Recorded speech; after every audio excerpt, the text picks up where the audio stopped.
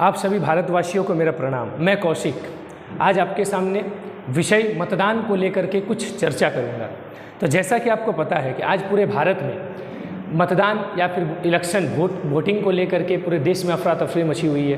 पूरे देश में सभी नेताएं अपने अपना गुणगान करने में लगे हुए हैं। मैं ये कर दूंगा, मैं वो कर दूंगा, मुझे वोट दीजिए, मैं ये करूंगा, मैं ये कर सकता हूँ, ये करने में सभी लगे हुए हैं। पर क्या सच में ये नेताएं उस लायक है, हमारे मतदान के लायक है कि वो हमारे देश को आगे बढ़ा सके?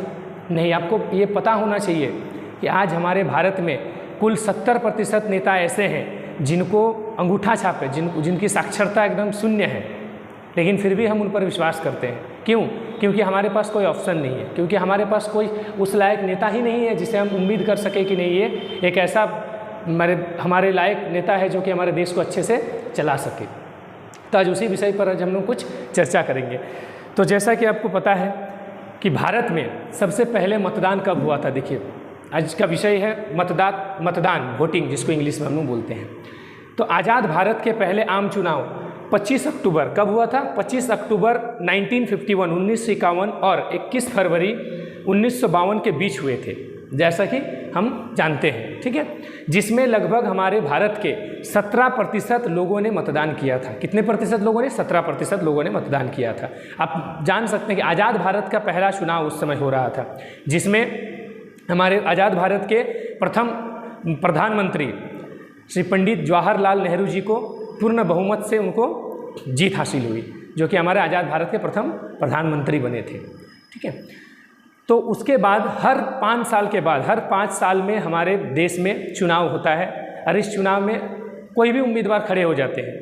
उनको ये पता तक नहीं होता है कि एक्चुअली में इलेक्शन होता क्या है, वोट होता क्या है, मतदान होता क्या है, हमारा देश आज़ाद कब हुआ, हमारे देश का संविधान क्या है, हमारे देश को कैसे आज़ाद किया गया, इनको कुछ भी पता नहीं है। हमारे देश को विकास कैसे कराया जाए, कुछ पता नहीं है, लेकिन फिर भी वो खड़े हो जाते। क्यों? क्योंकि उनको पता है कि आज अगर दुनिया में बिना कुछ के, अगर बिना मेहनत के पैसा कमाना है तो वो सबसे आसान तरीका है नेता बन जाओ। फ्री में घूमो, सरकार की गाड़ी में घूमो, सरकार के खर्चे में घूमो और पैसा भी पूरा छापो। जितना भी नेता लोग आप देख सकते हैं कि ईडी हर नेता के घर में अगर छापा मारे तो अरबों रुपए वहाँ से निकल रहे हैं, हजारों करोड़ों रुपए वहाँ से निकल रहे हैं। इसका क्या अर्थ है? वो पैसा किसका है? हमारा ही है, आपका है, हमारा है। वो पैसा को वो दाब करके बैठे हुए हैं। क्यों? क्योंकि उनके पास सिर्फ एक ही टॉपिक है उनका, सिर्फ हमको लूटना है देश को, बस यही उनका मुद्दा है। तो आज हम लोग उसी विषय पर कुछ चर्चा करेंगे। तो जैसा कि आपको पता है कि हमारे देश में आजकल कोई भी युवा, किसी भी युवा से आप पूछ लीजिए कि आप क्या करना चाहते हैं, बड़े होकर क्या बनना चाहते हैं, तो उनके मुंह से आप कभी नहीं सुनेंगे कि मैं नेता बनना चाहूँगा। वो कोई बताएगा मैं डॉक्टर बनना चाहता हूँ, कोई बताएगा मैं इंजीनियर बनना चाहता हूँ, कोई बोलेगा मैं पुलिस इंस्पेक्टर बनना चाहता हूँ, कोई डिफेंस में जाना चाहता है, कोई व्यापार करना चाहता है। लेकिन कोई भी युवा या कोई भी शिक्षित जो हमारे पीढ़ी है, वो कभी भी आपको ये नहीं बताएगा कि मैं क्या बनना चाहता हूँ, नेता बनना चाहता हूँ। क्यों पता है? इसका कारण है कि हमारे देश के नेताओं ने हमारे देश के राजनीति को इतना गंदा कर दिया है, इतना कीचड़ भर दिया है कि वहाँ पर कोई भी युवा, कोई भी शिक्षित व्यक्ति उस पर जाना ही नहीं चाहता है। सबसे बड़ा कारण ये है कि उस लाइन को, उस रास्ते को हमारे राजनेताओं ने इतना गंदा कर दिया है कि उस रास्ते में कोई भी शिक्षित व्यक्ति कोई जाने का हिम्मत नहीं करता है। पर अगर हमारे देश को सच में आगे बढ़ाना है, हमारे देश को सच में नंबर 1 करना है, तो फिर उसके लिए हम लोगों को इस युवा पीढ़ी को, इस साक्षर पीढ़ी को हम लोग को आगे बढ़ाना होगा।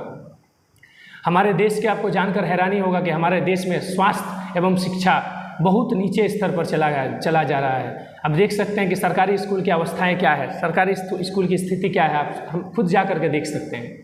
वहाँ पे कोई भी सरकारी स्कूल के टीचर को आप बोलिए कि उनका बच्चा कहाँ पढ़ता है, तो बड़े बड़े प्राइवेट स्कूलों में पढ़ता है। मैं खुद सरकारी स्कूल में पढ़ा हूँ, मैं उसको दर्द को जानता हूँ कि सच में सरकारी स्कूल का क्या फीलिंग्स होता है, बच्चों का क्या ये स्थिति है। सरकार तो सब चीज़ें उसको मुहैया करा देती है मुफ्त में उनको शिक्षा दी जा रही है, मुफ्त में बैग, मुफ्त में खाना, मुफ्त में पैसा, मुफ्त में जूता, चप्पल, किताब, कॉपी सब दिया जा रहा है, सिवाय एक चीज़ के, जो है शिक्षा। अगर सरकारी स्कूलों में शिक्षा दी जाएगी प्रॉपर तरीके से, मैं आपको ये वादा करता हूँ कि जितने भी प्राइवेट स्कूल है सब में ताला लग जाएंगे। लेकिन ऐसा कभी होगा ही नहीं, क्योंकि सरकार को टैक्स से मतलब है। सरकार को टैक्स चाहिए जो कि प्राइवेट स्कूल वाले देते हैं, जो कि हमारे बड़े बड़े व्यापारी देते हैं, जिनसे कि हमारा देश चल रहा है। ये भी सही है, चलिए मैं नहीं बोल रहा हूँ कि ये गलत है, परंतु सरकारी स्कूल की जो स्थिति है इसे सुधारना बहुत आवश्यक है, ताकि हमारे देश का जो क्योंकि पढ़ेगा इंडिया तभी तो बढ़ेगा इंडिया, ये हम सब का नारा है, हमको पता है कि पढ़ेगा इंडिया तभी तो बढ़ेगा इंडिया। तो ये पढ़ेगा कैसे इंडिया? क्या इस स्थिति में इंडिया पढ़ सकता है? नहीं पढ़ सकता है, कभी नहीं पढ़ सकता है। अगर इंडिया को पढ़ाना है तो सबसे पहले शिक्षित लोगों को राजनीति में उतरना होगा, शिक्षित लोगों को जो कि देश का हर एक स्थिति को जानता है, हर एक पहलू को जानता है कि देश कैसे आज़ाद हुआ है, देश में संविधान कैसे है, संविधान को कैसे पारित किया गया, संविधान सभा के अध्यक्ष कौन थे, ये सारी कुछ सवाल का जवाब उनके पास होना चाहिए, तब जाके वो देश के अच्छे नागरिक होने चाहिए और तब जाके वो देश को अच्छे से चला सकते हैं। परंतु आज के युवा, आज के हमारे जो पढ़े लिखे समाज के लोग हैं वो कभी भी इसमें आना नहीं चाहते हैं। उसका कारण तो आपको मैं पहले ही बता चुका हूँ कि हमारे राजनेताओं ने इस लाइन को, इस रास्ते को इतना गंदा कर दिया है कि इसमें आने की कोई हिम्मत नहीं करता है। लेकिन मैं आपको ये दावा दिलाता हूँ कि आज से अगला 5 साल में अभी से कुछ ऐसे युवाएं भी अभी खड़े होंगे, उनको मनोबल मैं बढ़ाऊँगा, मैं उनको ये हौसला दिलाऊंगा कि नहीं, अगर देश को बचाना है, देश को अगर लूटने से बचाना है, देश को सच में आज़ाद करना है तो फिर हम लोगों को आगे बढ़ना होगा, हम जैसे युवाओं को, हम जैसे शिक्षित लोगों को आगे बढ़ना होगा और इस राजनीति में उतरना होगा ताकि सच में देश आज़ाद हो सके। आपको क्या लगता है कि देश आज़ाद हो गया है? नहीं, आज भी हमारा देश आज़ाद नहीं हुआ। आज़ादी का अर्थ क्या होता है? कि आप आराम से सीना तान के बाजार में घूम रहे, वो आज़ादी है? नहीं, वो आज़ादी नहीं है। आज़ादी का सही अर्थ होता है जहाँ पर लड़का लड़की सभी एक समान, छोटे जात के लोग, बड़े जात के लोग सभी एक समान हो करके कंधे से कंधे मिलाकर एक साथ चले, उसे कहते हैं आज़ादी। तो क्या हमारे समाज में आज ऐसे लोग हैं जो कि छोटे लोगों, बड़े लोगों, लड़का लड़की को एक समान नज़र से देखते हैं? नहीं देखते हैं, कभी नहीं देखते हैं। एक लड़का अगर रात 10 बजे अगर बाहर में है तो उसको माता पिता को कोई चिंता नहीं होती, लेकिन अगर एक लड़की बाहर है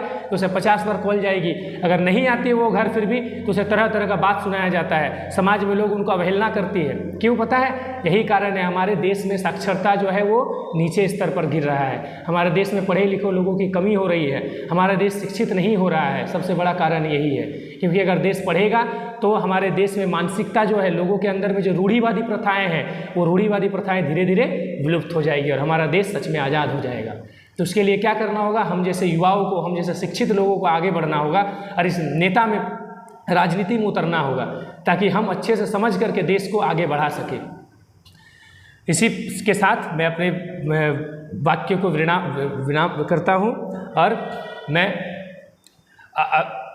आगे आपके साथ फिर किसी एक नए विषय में चर्चा करूँगा। तब तक के लिए जय हिंद, जय भारत।